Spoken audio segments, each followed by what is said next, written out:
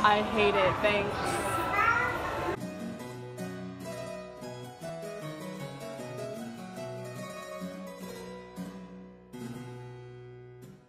So this week ended up being actually pretty busy and pretty eventful with just sort of like little things. So once I got back from my day trip to London on Wednesday, the following day had a class trip to Stratford-upon-Avon where we were taking a workshop from the Royal Shakespeare Company, which was really, really cool. I've been to Stratford before. This was my third time coming because I'd gone for a trip just to sightsee.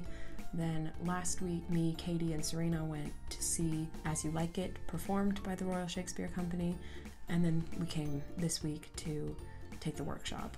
We got there and the weather was absolutely beautiful. It was gorgeous, and there was this pond with all these, you know, ducks and swans and things, which I don't like because I don't like birds, but that's okay. It was just beautiful outside. We walked around for a little bit and then we went to the workshop, and I was kind of starstruck because the workshop was being taught by the woman who played the lead role of Rosaline in As You Like It, and she was really good in the show, and I left the show being kind of like, wow, she's really talented and really pretty and really cute, and like I kind of like her. The word I kept using was I was enchanted by her. Like I was just, so she was the teacher, and so that was really exciting, and I was kind of like the whole time. But she was really good and really funny and made it very easy to learn. The first half was focused on textual analysis and different ways of reading text, using that to support your acting choices or whatever. And then the second half was focused on accents, which was kind of funny because I don't know why I expected this, but going in I kind of thought that we'd be learning different European accents perhaps, but instead they were learning a 1940s Boston accent, which isn't like the Boston that you would think of today, but rather sort of that transatlantic, you know, weird 1940s where Americans were kind of trying to be British, but we really weren't. That whole accent. So it was very interesting because she would be talking about the accent. We were listening to people talking with that accent, and she would point out all of these things to note about the accent. I would be like noting it down, and then I would realize, wait a minute, that's just how I talk. Like the things that were the accent to them were my normal speech, and the things that make that an accent to me was their normal speech. So it was really weird, but very interesting. So then that was Thursday. Then on Friday, Katie, Serena, and I went to Cadbury World, which I have a lot more footage of that, so I'll just kind of let you see that. Why is this rabbit so sexual? I'm uncomfortable.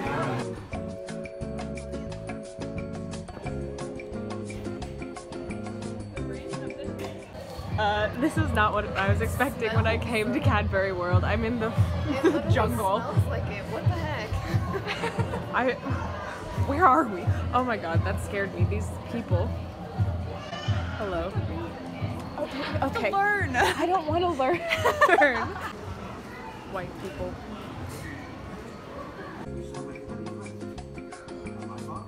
Now, where have you seen something like that before?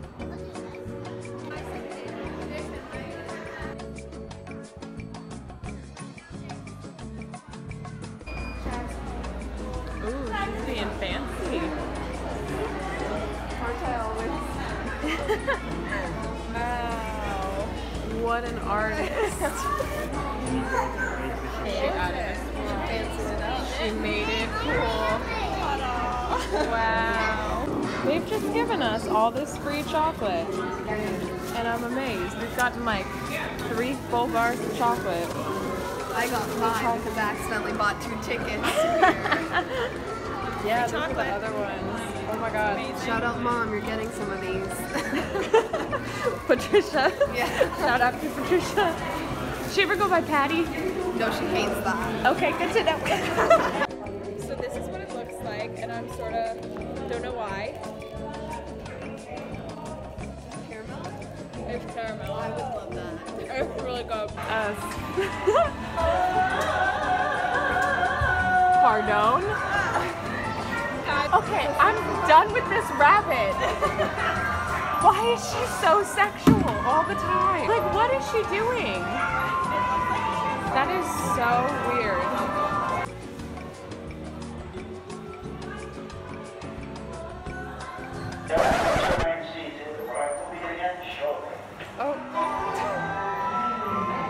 up.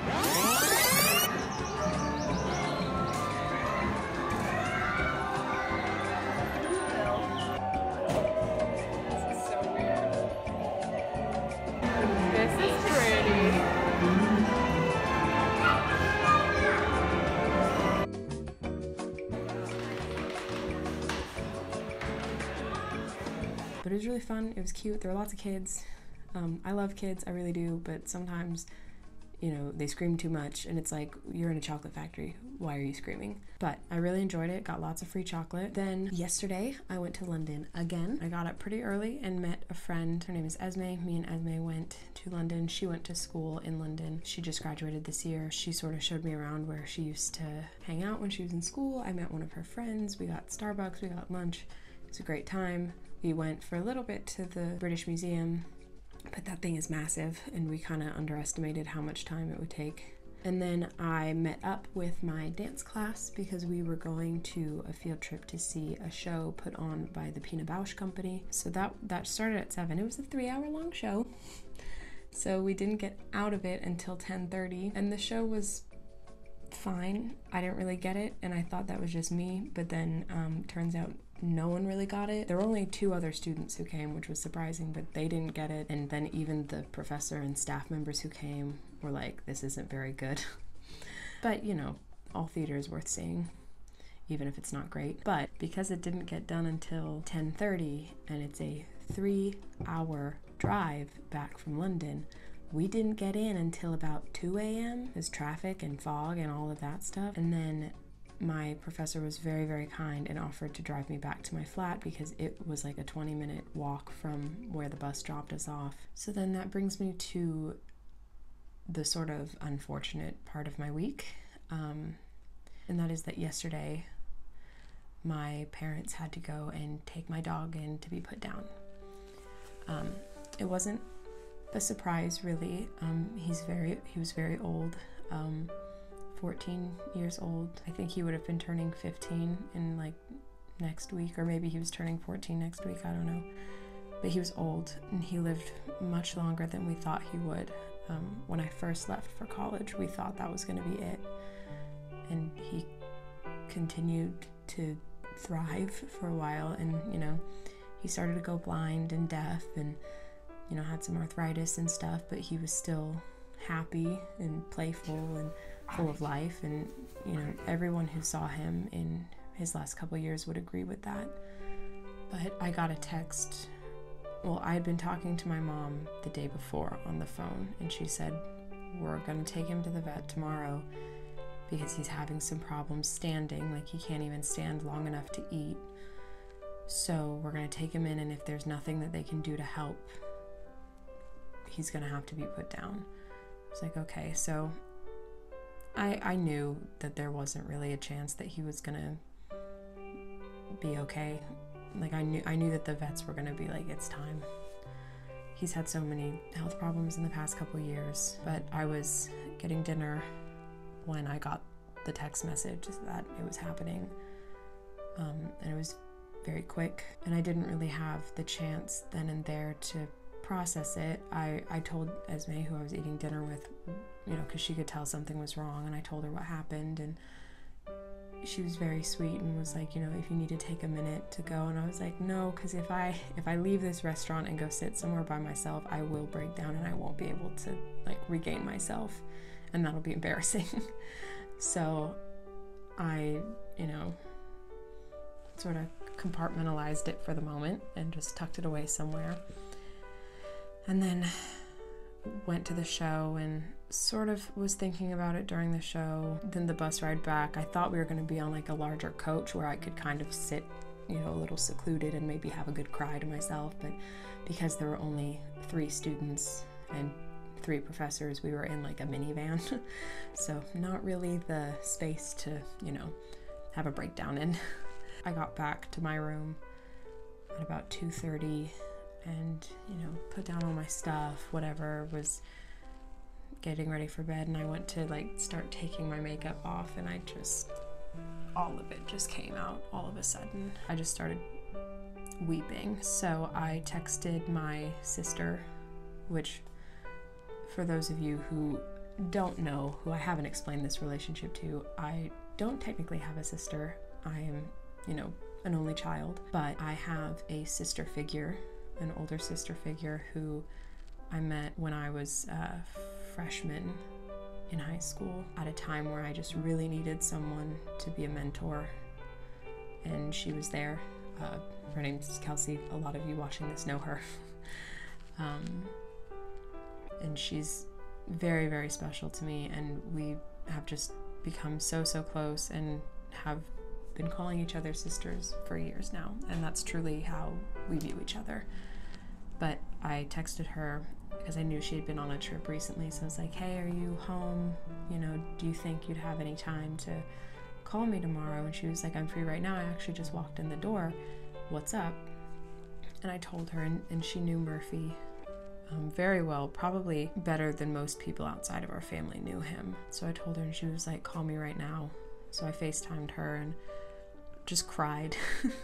And she just let me cry and comforted me. And you know, when I called her, I was a mess and I was sobbing, and by the time I got off the phone with her, I was laughing and smiling. So I'm really, really, really grateful for her, and I'm so grateful for everyone else. I've gotten so many messages, texts, and Facebook and all of that from people who are just sending love and understanding to me and my family, and it means a lot. Losing a pet is a difficult territory because there's a part of you that's like, well, it's just an animal. He's not, you know, it's not a person. But, you know, Murphy was a part of my life since I was 6. He was my like childhood dog. I've really not, you know, most of my memories are from after having him. So most of my childhood exists with Murphy. And that's not an easy thing to say goodbye to. And, you know, it'll be hard and it'll be strange because I'm removed from it, and so it'll be easy for me to sort of forget, and then when I get home I'm gonna have to sort of grieve again because I'm gonna have to get used to the fact that there's not a dog in my house, that Murphy's not there. But he had a really good life, and he made our lives so much better, that's for sure. And he was so well loved by the 3 of us. And as hard as it is, I'm just glad that he's not in pain anymore, and that things didn't get too bad before he had to go, because him being in pain would be the last thing I would want. So sort of a whirlwind of a week. Lots of feelings happening this week, but you know, that's life. So I don't really know when my next adventure will be. I think it's actually going to end up being when I go to Ireland in about a month, but there might be something before that. And if so, you know, you guys will see it. So thank you to everyone who watches my videos. I know they're just sort of whatever, but it means a lot to have support and love and all of that stuff coming from all of you. So thank you.